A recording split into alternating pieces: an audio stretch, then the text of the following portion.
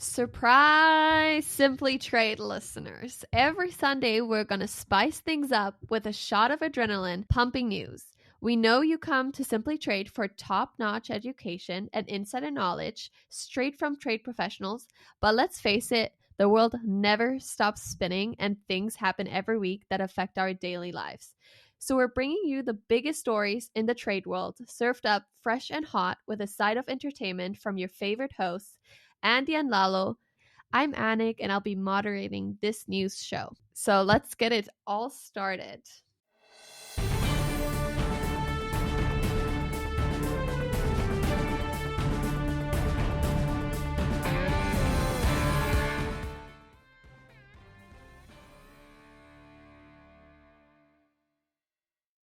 Hi, trade professionals. We're back with another news roundup episode. My name's Anik. I'll be moderating this show today with Andy and Lalo, which you hopefully know already by now. If not, just go back to all the episodes they have done previously, which they're great. So let's get into it. So we have 3 articles for you this week, which I picked. I would think they're interesting. We can all learn something from them. We can talk about them. We can give our opinions. And let's just see where this goes. So we're going to start with the first article. We're going to go right in there, okay? We're not wasting time. So 7.6 million penalty shows sanctions dangers for emerging technology companies. This is a article that is pretty short, pretty nice, pretty easy to read for me, which is good. And there's a few questions in here which kind of talks about where tech companies are going in this whole thing. And I really didn't understand the penalty shows sanctions dangers at first because I'm just not aware how that is happening. So my first question kind of from this article, is it easier for technology companies to get into these kind of sanctioned territories? And why is there more danger for this emerging technology companies? And I guess we can kind of go into the articles because I didn't give much background because it's hard for me to understand this one. But here we go. Let's just get it out here. Well, first off, it's so people have a reference on it. Sandler Travis and Rosenberg has published this one.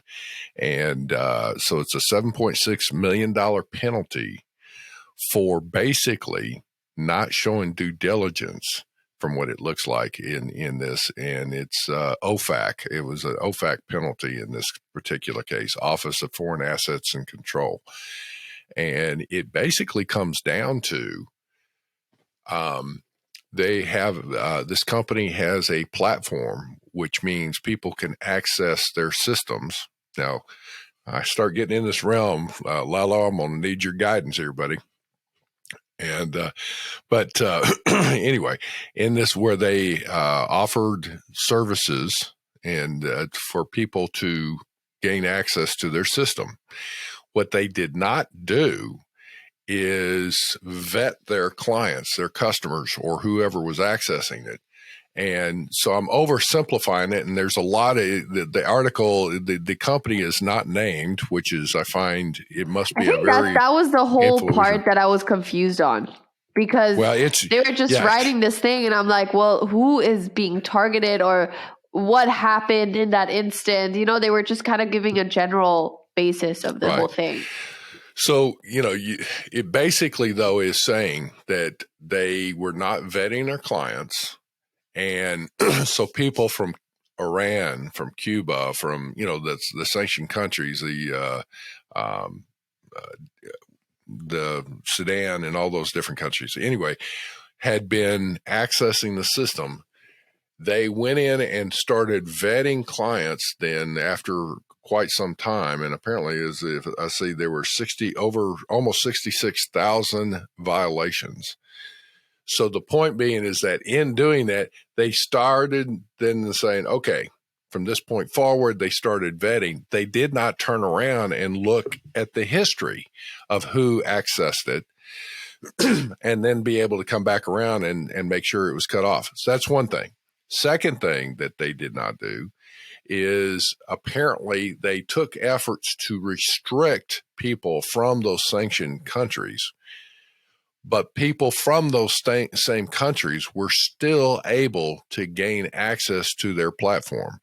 So they had not secured it. So that's another kind of thing. So the scenario here is that they were out there, they're promoting their systems, their platform, all of that, but they were not. So basically they were offering their services. They probably looked at it, marketed it, sold it. We're out there doing all those great things. But I'm sure that they did not have a compliance group, or they circumvented their compliance group.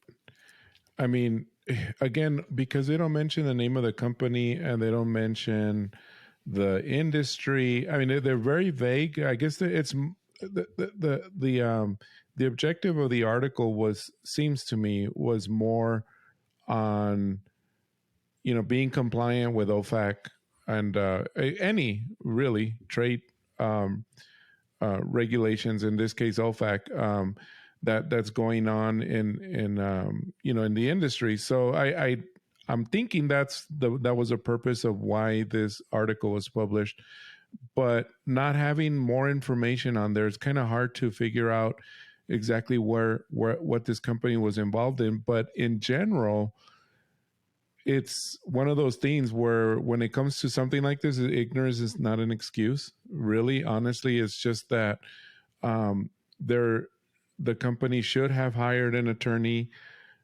which I'm sure they did have an attorney. But in a sense, I feel that, and we've talked to other guests on the show, and they've come on and they've said that are attorneys, and they said, this is one of the areas that they miss. They go and they have their due diligence on the product. Is it safe? Is it how much is it going to cost to make this, et cetera? But they kind of tend to ignore the trade aspect of it. They ignore that. Is there going to be any issues exporting it and or importing it into the country? Are there any restrictions, et cetera? And so I guess in general, really what I'm thinking and saying and that I can offer from this is more than anything, because aside from the obvious, they should have had a software that does screening, that's obvious.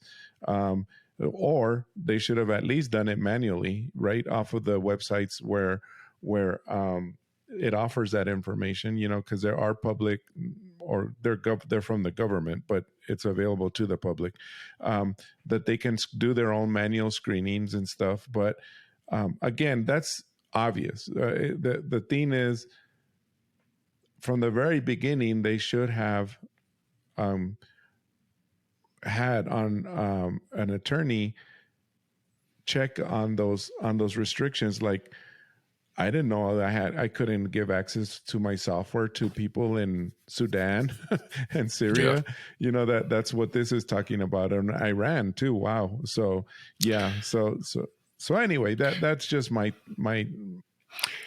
I think, Lalo, you've got it, and it's so. If you're listening, especially if you are an executive or you are going to be communicating with your top tier of leadership of a company, your takeaway here is you got a new product, services, whatever you're offering internationally. Everything's fine. You can look at the market, you can look at your sales development and all of that. Make sure that you're reaching out to the compliance side of things to say, are there any restrictions or things that we need to be aware of to cross the T's and dot the I's? Part of that compliance side is going to be, your international trade law, but also the import-export compliance side of things. Attention all trade geeks. The G-Tech conference is coming to Oklahoma City and you won't want to miss it. Mark your calendars for July 30th through August 1st and join us for a jam-packed event with expert-less sessions and networking opportunities. And guess what? The Simply Trade podcast will be recording live at the event. Don't miss this unique chance to be featured on the show and share your insights with fellow trade professionals. We'll see you in Oklahoma City, where trade compliance takes center stage. Go to www.ncbfaa.org and become part of the action. training your entire company probably costs less than this money that you're about to spend because you didn't really or weren't sure, or I don't know, there's always things that you could be trained on that you don't think about, or maybe things, but then you go take a class and you're like, wait, I didn't know that, or it lights up another bulb and you're like, oh shoot, I have to look into this direction because I think we're messing up. Okay, well, we're staying in the technology industry, but this one was very interesting to me. It was a long article. I felt like I was reading forever. Sorry, but it was very interesting though. So there was a research paper made by Wendy Lee, PhD candidate. You know what? Could be a great person to get on the podcast, actually. Maybe we can look into that. And she was kind of writing a podcast, a research paper, and she called up lobbyists who were happy to explain their strategies.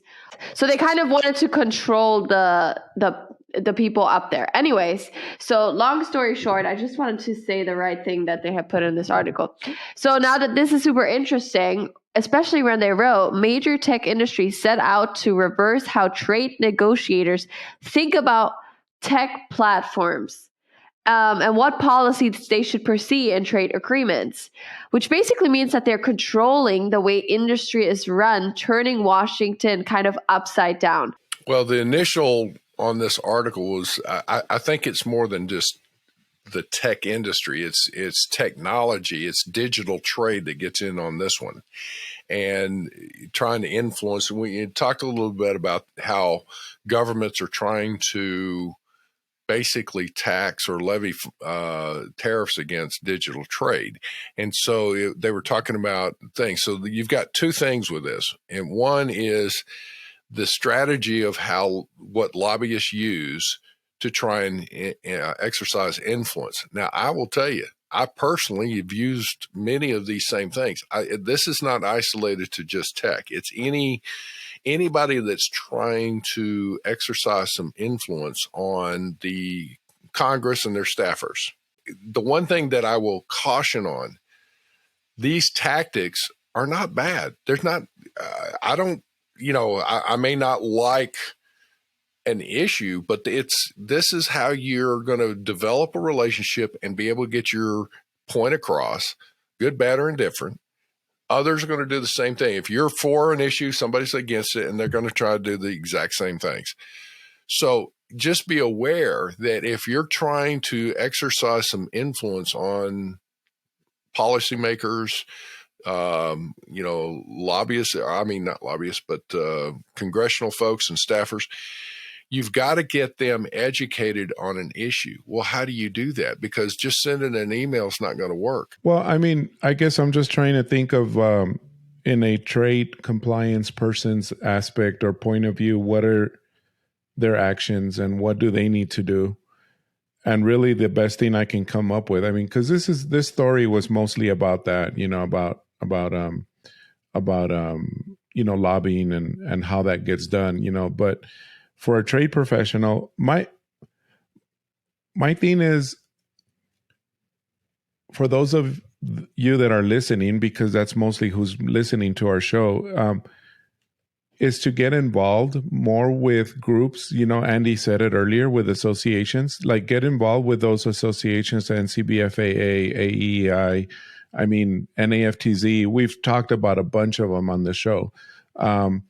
Get involved with them because those are who are lobbying for you, and get together with people in your industry, even though you're competitors. So I'm making a widget and Andy's making a widget. Well, I'm not going to tell him how I make my widget. I'm not going to tell him where I'm sourcing my stuff to make that widget. All I'm saying is that, Andy, you and I need to get together because it benefits us to lower the taxes or the duties for this widget.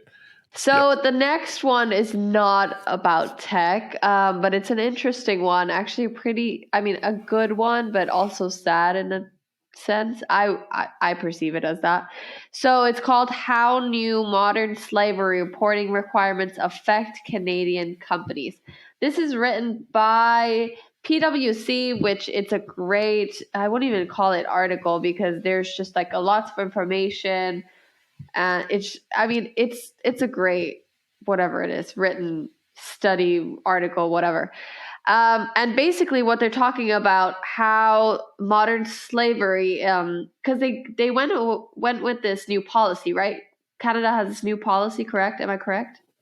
Or no? It's a new law. It's the new enforcement. Law. Yeah, it's yes, the new anti-slavery. enforcement.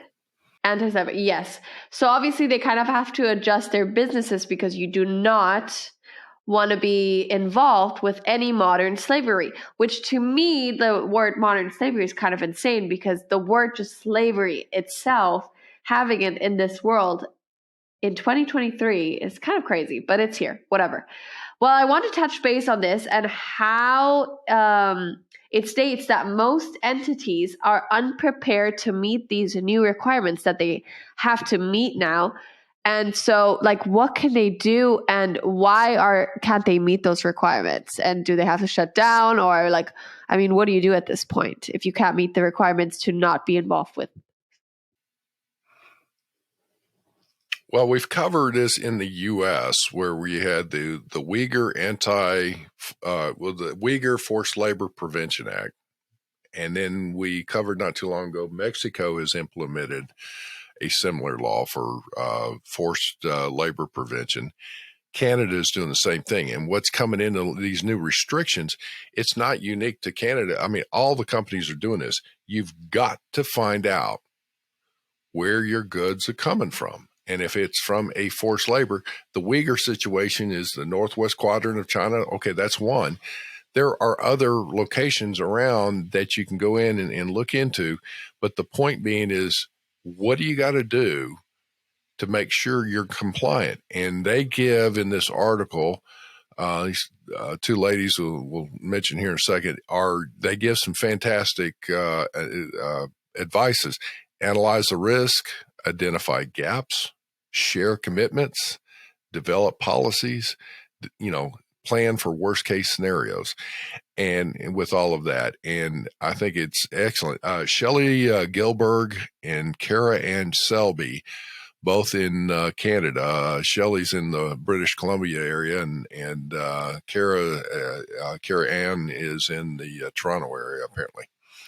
So anyway, excellent article. But I was just going to say, in this, it's difficult for companies, Anik, to all of a sudden you've not had to worry. You've tried to do due diligence. You got a buyer or a distributor buying from and whatever, and you're expecting them to do things. Well, that law, all these laws say that's not good enough. You got to go all the way back to the original factory.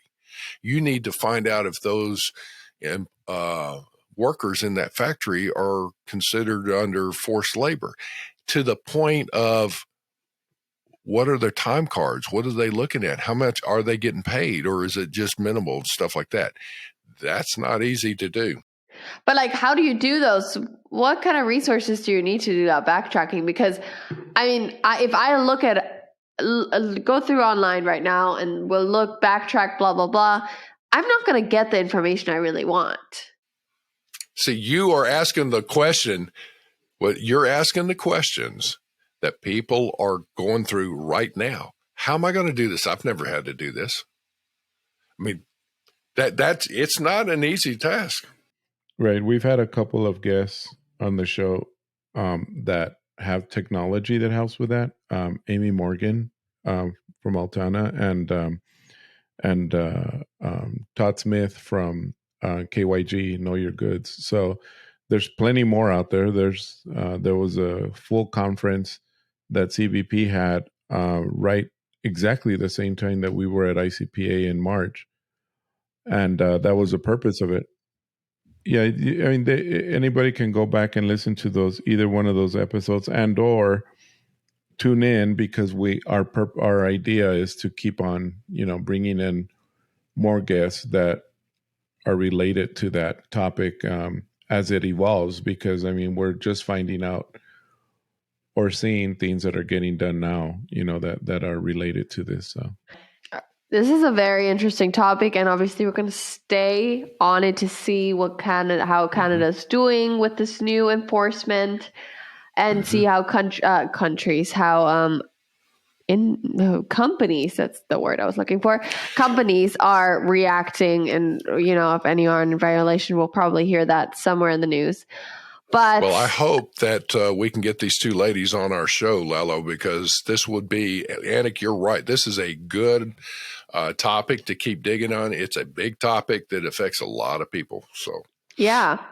So while this episode will probably be out a day after Mother's Day or maybe on Mother's Day, I have an interesting fact, and it is that, which is so funny, CBP tops 1 billion cut flower inspections ahead of Mother's Day, just so your mom can have fresh flowers that are not infected with any diseases or whatnot. And Colombia actually remains the top shipping country with more than 650 million flower stems, most being shipped through the Miami International Airport.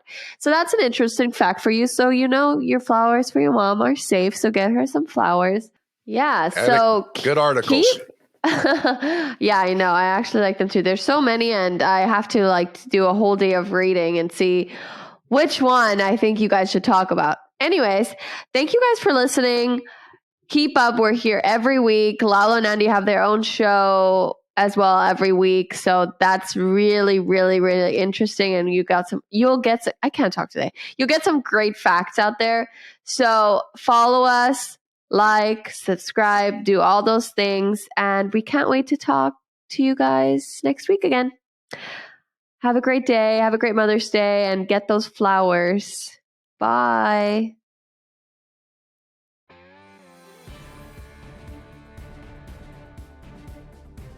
Simply Trade is not a law firm or an advisor. The topics and discussions conducted by Simply Trade hosts and guests should not be considered and is not intended to substitute legal advice. You should seek appropriate counsel for your own situations. These conversations and information are directed towards listeners in the United States for informational, educational, and entertainment purposes only and should not be substituted for legal advice. No listener or viewer of this podcast should act or refrain from acting on the basis of information on this podcast without first seeking legal advice from counsel. Information on this podcast may not be up to date depending on the time of publishing and the time of viewership. The content of this posting is provided as is. No representations are made that the content is error-free. The views expressed in or through this podcast are those of the individual speakers, not those of their respective employers or Global Training Center as a whole. All liability with respect to actions taken or not taken based on the contents of this podcast are hereby expressly disclaimed.